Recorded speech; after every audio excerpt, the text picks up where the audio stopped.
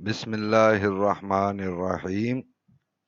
Rabbi shrah li sadri wa yassir li amri wahlul 'uqdatam min lisani yafqahu qawli. I am Dr. Mudassir Shabazz, Associate Professor, Sahara Medical College, Narowal. So, as we are discussing about the thorax, so in the previous lectures we have discussed about the thoracic wall. Now, today we are going to discuss about the heart, anatomy of the heart. Here you see a man's heart. How strong is it?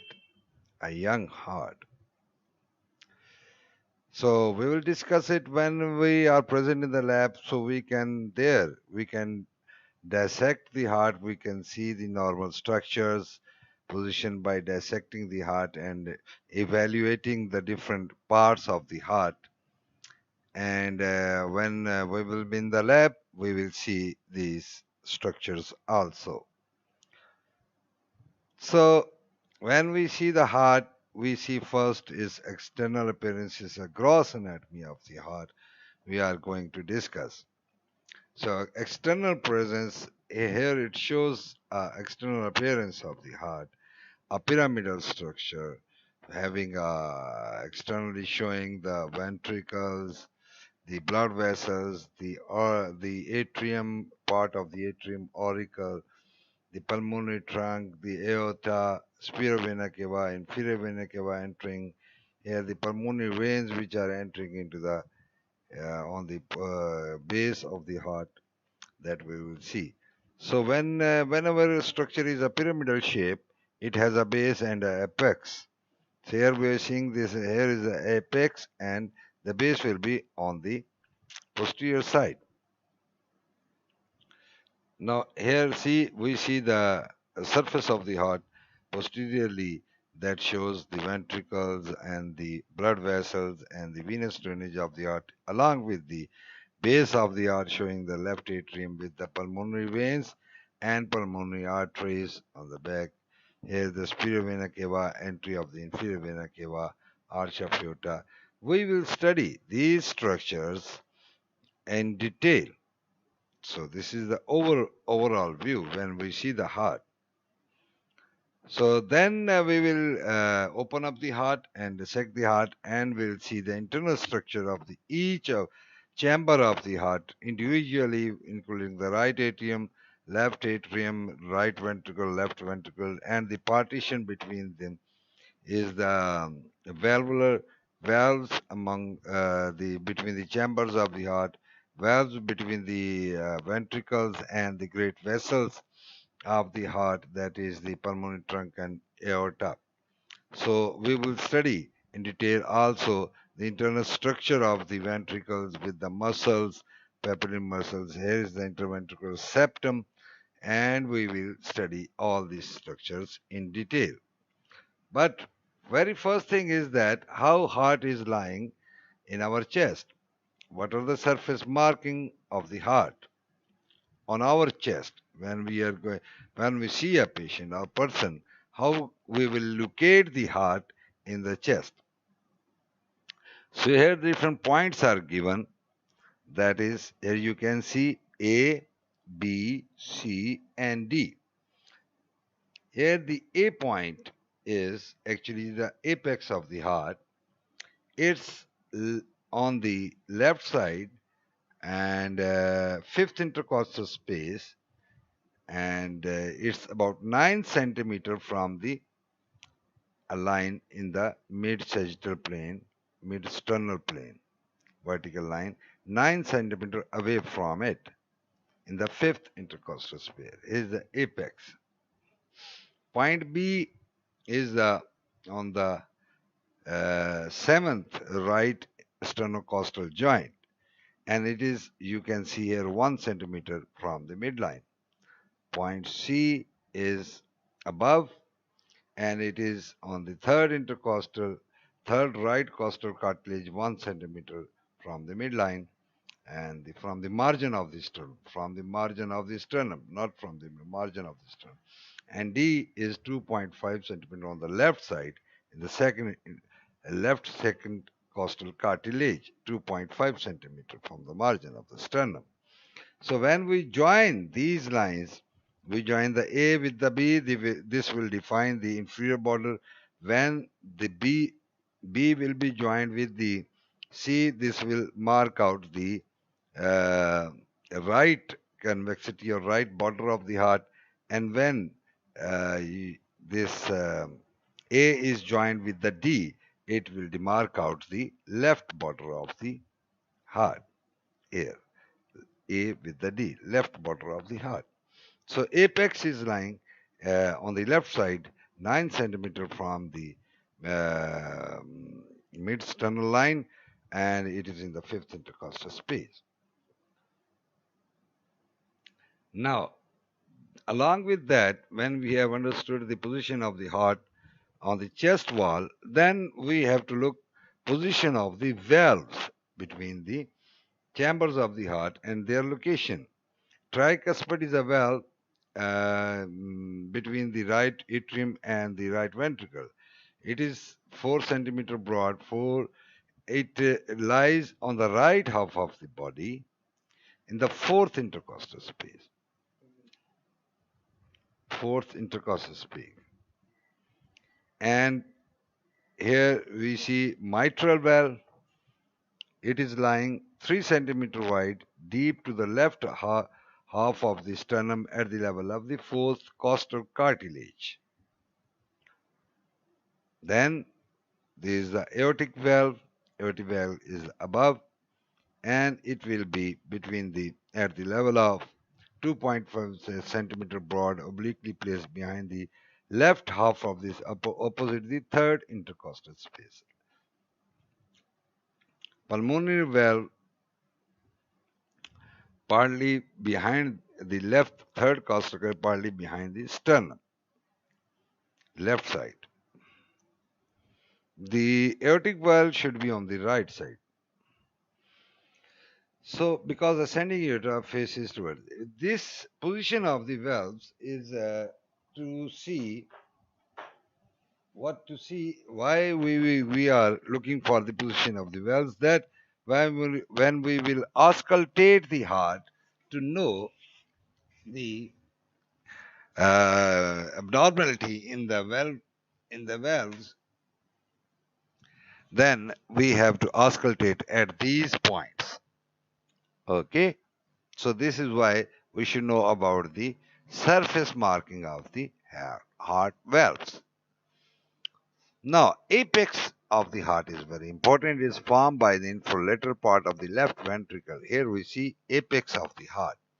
It is formed by the left ventricle, and it lies posterior to the left fifth intercostal space on the left side in adult, 9 centimeter from the median plane in the chest. And it remains motionless throughout the cardiac cycle, means heart contracts and relaxes, but during that process, the apex of the heart is motionless, doesn't move. So the apex, when we want to feel the apex of the heart, we can feel it over the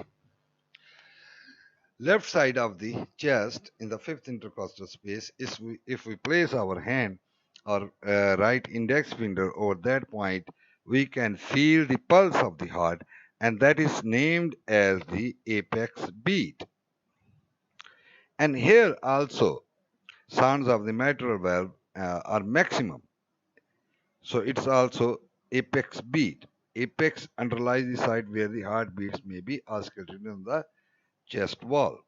At the apex, mitral valve heartbeats can be auscultated very efficiently.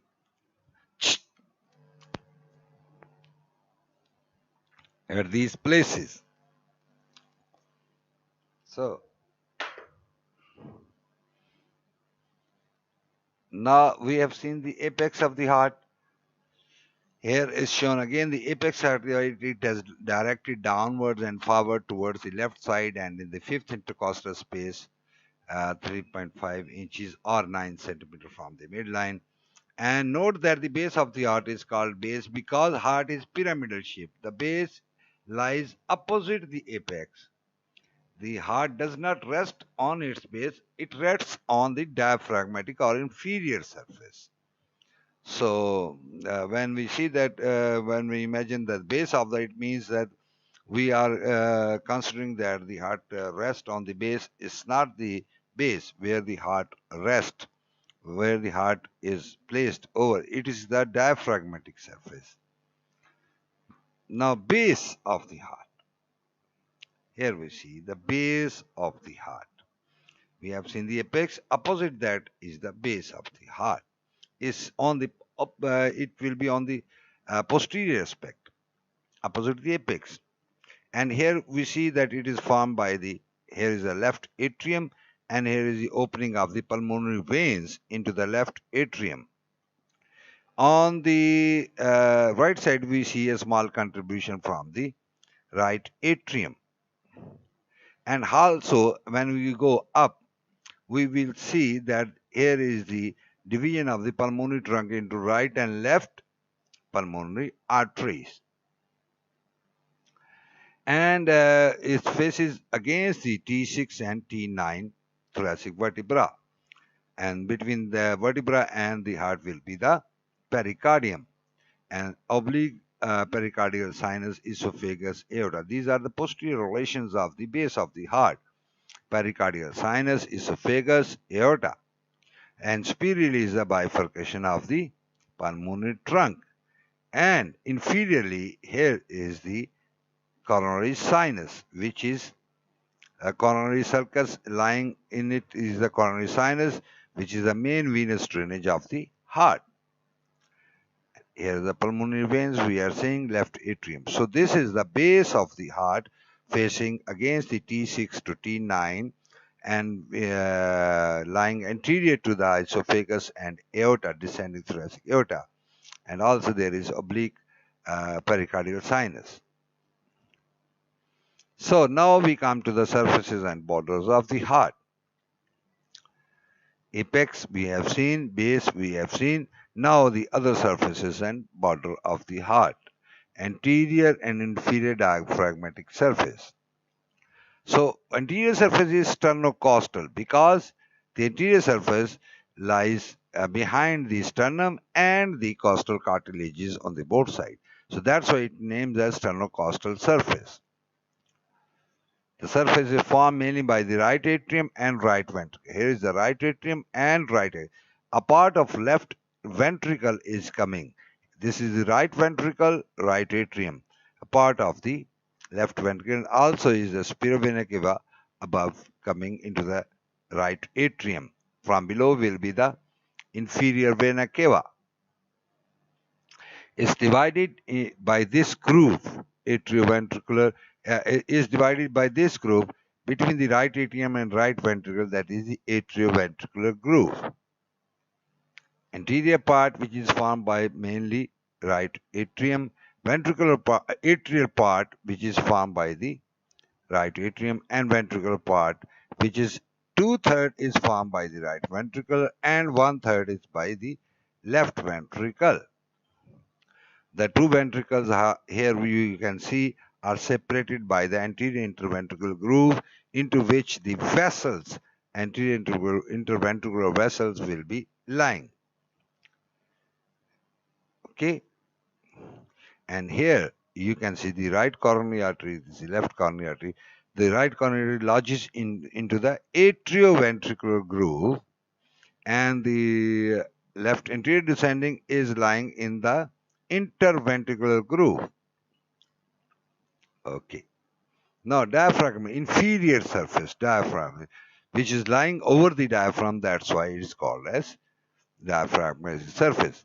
Sometimes it is also named as, because embryologically sometimes it was named as the posterior surface, but it is inferior surface. It is, you can see here, formed by two ventricles, right ventricle, left ventricle. Here the proportion is opposite. The left ventricle on the inferior surface is forming 2/3 and the right ventricle is 1/3, and the two ventricular They are separated from each other by a groove, interventricular groove. It should be named as inferior interventricular, but it is named as posterior interventricular groove, which will lodge the posterior interventricular artery and middle cardiac vein. So, because as compared to it is lying just opposite to the anterior interventricular groove, so it is named as posterior interventricular groove. Otherwise, it is lying in the inferior surface of the heart. This interventricular groove, posterior interventricular groove. Try to understand this. Don't mix it up. Okay? And from the base of the heart, it is separated inferior surface by this groove. This is coronary sulcus, in which is lying the coronary sinus, which is the main venous drainage of the heart. Now we see borders of the heart.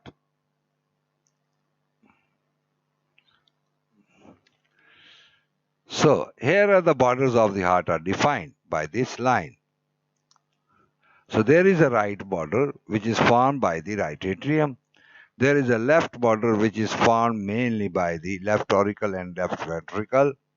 There is a lower border formed by the right atrium mainly and right ventricle and apical part of the left ventricle. Upper border is formed by the two atria. And you can see also the great vessels, they are emerging from the ventricles, pulmonary trunk and aorta. So here is the borders of the heart. 4 borders of the heart. Now we come to the internal structure of the heart.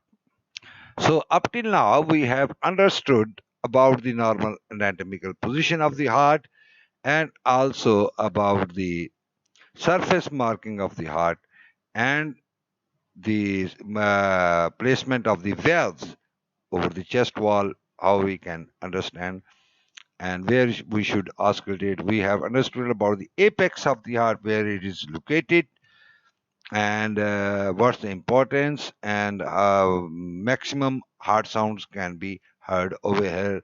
Also the apex beat can be felt at this point. So then we have understood about the base of the heart, which is lying against the T6 to the T9 thoracic vertebra, and it is separated from vertebra by the pericardium, oblique, pericardial sinus, esophagus and aorta. So base of the heart and the structures in the base of the heart we have seen. Then we have understood about the surfaces of the heart, the sterno-costal surface and the components of the sterno-costal surface. Then we have seen the inferior surface of the heart, that is the diaphragmatic surface, and the features of the diaphragmatic surface, gross features of the diaphragmatic surface. Then we have understood about the borders of the heart. And now we are moving towards the internal structures of the heart, and we will discuss it in the next lecture, that the structure, basic structure of the heart, in chambers of the heart, and we will discuss in the next lecture. We will start it and we will discuss the atrium, ventricular and other parts of the heart.